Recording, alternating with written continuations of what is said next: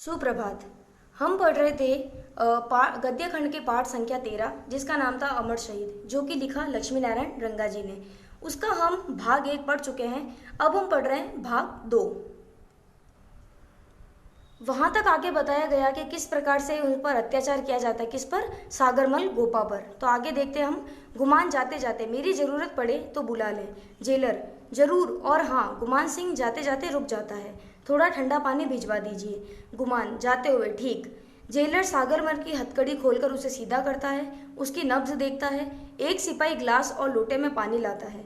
Jailer Sagarmal के मुंह पर 2-3 बार पानी के छींटे देता है, क्योंकि अब सागरमल के ऊपर इतना अत्याचार हुआ है, इतनी बुरी तरीके से उन्हें मारा गया है, तो वो बेहोश हो चुके हैं। और ये जो गुमान सिंह जी, ये उसे उठाने का प्रयत्न कर रहे हैं। धीरे धीरे कहारता हुआ, यानी थोड़ी थोड़ी आवाज निकालता हुआ दर्द भरी, सागरमल होश में आता है। जेलर उसे सहारा देकर बैठाता है और पानी पिलाता है। जेलर सहानुभूति से, सागरमल। सागर सागर कहारते हुए, जी। जेलर सागर, अपने घर, अपनी इस जान पर रहम खा।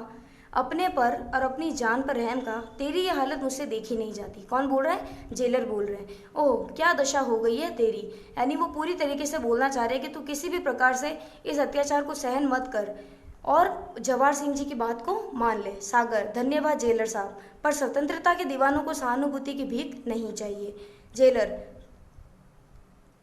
तो तुम क्या चाहते हो? सागर दुख भरी मुस्कान से, हमें चाहिए स्वतंत्रता, सिर्फ स्वतंत्रता। यानी कि पूरी तरीके से वह आज़ाद खुद भी होना चाहते हैं और इस देश को भी करवाना चाहते हैं, इसीलिए वो कह रहे हैं। जेलर प्रसन्न होकर, वही तो मैं कहता हूँ, तुम स्वतंत्र हो सकते हो, मैं तुम्हें स्वतंत्र करा सकता हूँ। सागर बात समझकर, मुझे मेरी स्वतंत्रता नहीं, भारत माता की स्वतंत्रता चाहिए। किसकी स्वतंत्रता? इस देश की स्वतंत्रता चाहिए। जेलर तेरी भारत माता तो स्वतंत्र हो या नहीं, पर तेरी सांसों का सूर्य जरूर अस्त हो जाएगा। यानी एक समय ऐसा आएगा, लेकिन इस भारत माता को स्वतंत्रता मिले नहीं मिले, लेकिन तू जरूर खत्म हो जाएगा। सागर उठने का प्रयास करता है। जेलर सहारा देकर खड़ा करता है। इस स्वतंत्रता के लिए प्राणों के हजारों सूर्य भी अस्त करने पड़े तो मैं हर जीवन में ऐसा करने को तैयार हूँ। यानी कि मेरे इन प्राणों के लिए, स्वतंत्रता के प्राणों के लिए, अगर मैं हजारों सूर्य भी अस्त करने पड़े तो मैं हर जीवन में ऐसा कर सकता हूँ। जेलर पर सागर जरा सोच, अगर यह स्वतंत्रता मिल भी गई तो तुझे क्या मिल जाएगा? तेरा घर, तेरा परिवार। सागर हल्की सी मुस्कान के साथ, स्वतंत्रता के दीवाने संसार से कुछ लेने की नहीं, संसार को कुछ देने की तमन्ना रखते हैं। यानी सागरमल गोपा ने बहुत अच्छी बात कही है कि हमेशा जो स्वतंत्रता के दीवाने होते हैं, जो देश की रक्षा के लिए तत्पर होते हैं, वे कुछ लेने की नहीं सोचते, हमेशा अपना सब कुछ, अपना शरीर तक दे देते हैं, तो फिर वो लेने की क्या सोचेंगे। वे अपने जीवन की सांसों की मोतियों को अपना घर नहीं, संसार को बसाते हैं।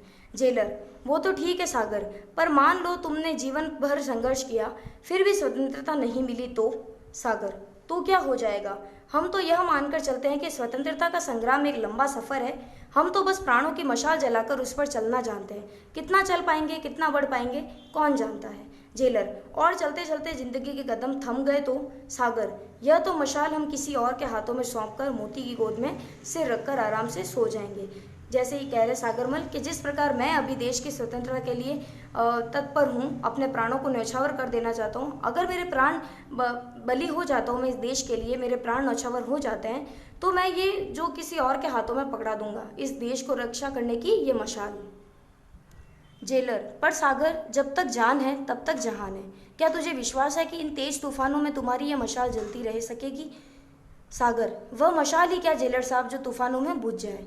फिर भी अगर यह मशाल बुझने लगी तो हजारों दूसरी मशालें प्रज्वलित करके बुझेगी। हर मशाल को एक न एक दिन बुझना ही पड़ता है, चाहे जल्दी या देर से।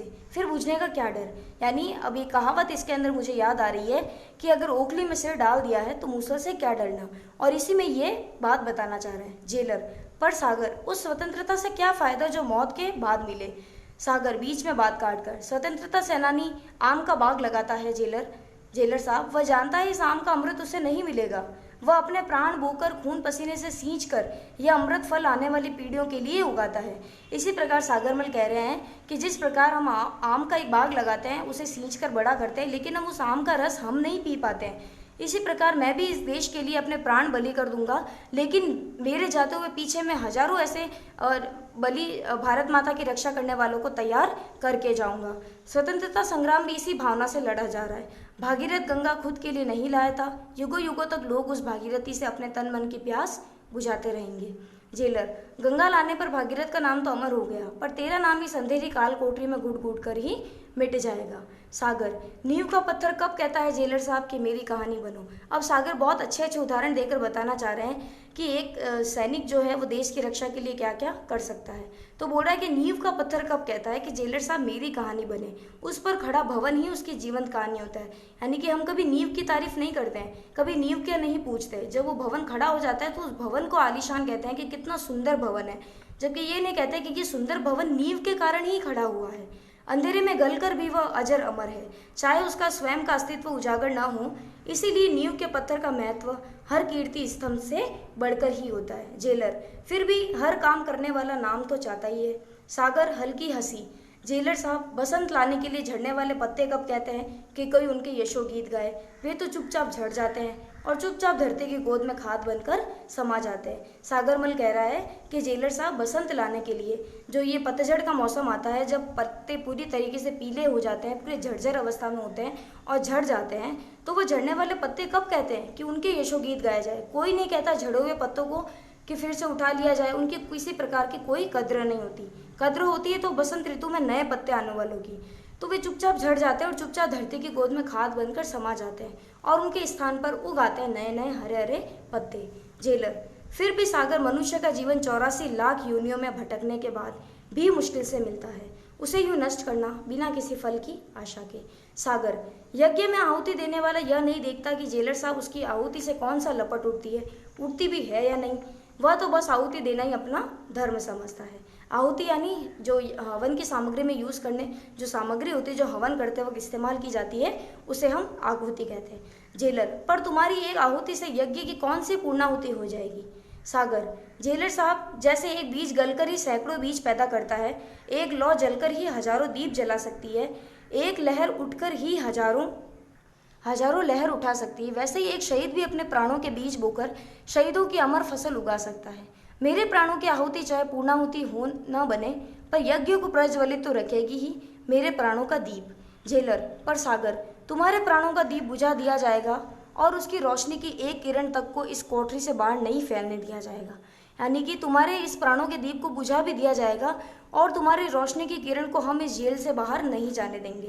यानी अगर एक भी मनुष्य पर, एक भी इस प्राण नछावर करने वाले, भारत माता की रक्षा करने वाले एक भी मनुष्य पर हम तुम्हारी इस प्रकाश की किरण का नहीं पड़ने देंगे। पर आँख बुझकर भी वातावरण के सांसों में वह गर्मी भर जाती है जो कहीं लपट बनकर फिर जल सकती है। जेलर, ये सब जुनून की बातें हैं। तुम यहाँ परकोटे में कह दो, यहाँ तुम्हारी आवाज़ को कुचल दिया जाएगा, उस दम तोड़ती आवाज़ को कोई सुन नहीं पाएगा। तुम्हारे सपनों की दुनिया इसी गाल कोठरी में दफन हो जाएगी। हंसकर, आवाज़ कभी मरती नहीं जेलर साहब, मेरी आवाज़ का यदि गला घोटा गया तो वह जनता की आवाज़ बन जाएगी और जनता की आवाज़ कभी दब नहीं सकती, कभी मर नहीं सकती। सोचकर, फिर शहीदों की जिंदगी तो लुप्त गंगा की तरह होती है जेलर साहब, जो कहीं भी किसी भी धरातल को फोड़कर बह निकलती है। यानी शहीद होने के लिए, अपने प्राणों को न्यौछावर करने के लिए किसी के कहने की कोई आवश्यकता नहीं पड़ती। ये जोश अंदर से आता है, अपने हृदय से निकलकर आता है। उसे कोई जंजीर, कोई जेल, कोई दीवार, कोई परकोटा बांध नहीं सकता। जेलर, यह सब पागलपन है सागर। तुमने कभी सोचा तुम कितने स्वार्थी हो। तुम्हारे इस जीवन पर सिर्फ तुम्हारा ही हक नहीं है, तुम्हारे परिवार का भी अधिकार है।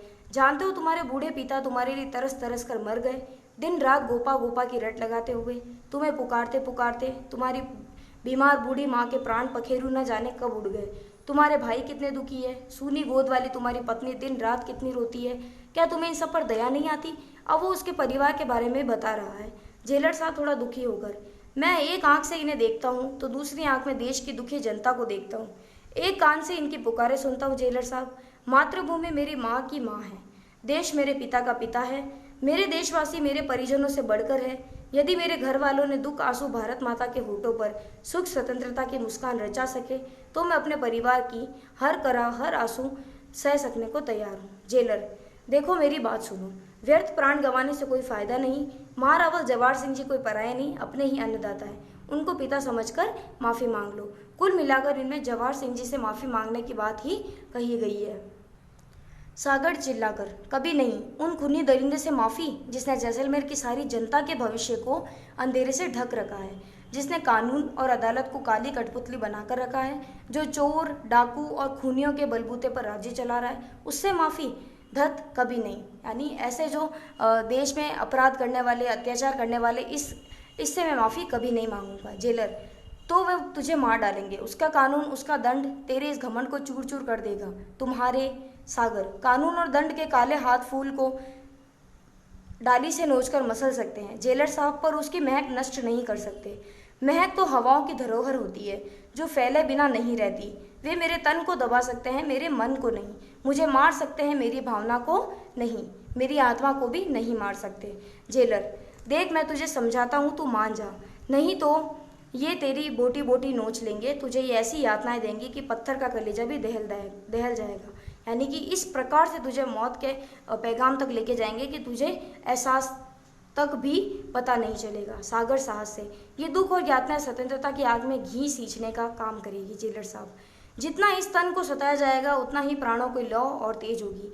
स्वतंत्रता का कमल शहीदों में रक्त सरोवर में ही उगता बढ़ता है, रुककर सांस लेता है। जेलर, अरे पगले, तेरे ये तेरे पांव तोड़ देंगे, तेरे साथ तोड़ देंगे, तुम्हारी आंखें फोड़ देंगे, तुम्हारे प्राण ले लेंगे। सागर हंसकर, मातृभूमि के दीवाने तन का जीवन नहीं, मन का जीवन जीते हैं। फिर मेरे पांव टूटने पर यदि मेरे देश का एक कदम आगे बढ़े, मेरे हाथ टूटने पर यदि देश के हाथ थोड़े मजबूत होते हैं, मेरी आंखें फूटने से यदि देश को कोई नज़र मिले, मेरी प्राण लेने से यदि देश को नया जीवन मिले, तो मैं इन्हें खोना अपना परम सौभाग्य मानूंगा। सागरमल के इस न्यौछावर से हमें समझ में आता है कि ये अपना पूरा शरीर देने को तैयार है अपने भारत माता के लिए। मेरा नाम सागर है जेलर साहब, मेरी गहराइयों के तोप और तलवार हिला नहीं सकती। सागर कितना गहरा होता है, हम सागर की गहराई को कभी नाप नहीं सकते, वो अनंत होती है। जेलर, अब तुझे कैसे समझाऊं, मेरा तो यही कहना है। बाहर से गुमान सिंह बोलता हुआ आता है, उसके हाथ में बैंत है, वो गुस्से में नजर आता है, साथ में बीरबल आदि भी है। गुमान, यह आपका कहना नहीं मानेगा जेलर साहब, मेरा कहना मानेगा। आपकी मीठी चाल से यह बस में नहीं आएगा, लातों के भूत बातों से नहीं मानते। आज मैं इसे वो मजा चखाऊंगा कि लोग सदियों तक याद रखें। आपके महारावल साहब याद फरमा रहे हैं। जेलर सागर की ओर देखता है और हल्का सा कांप कर बाहर चला जाता है।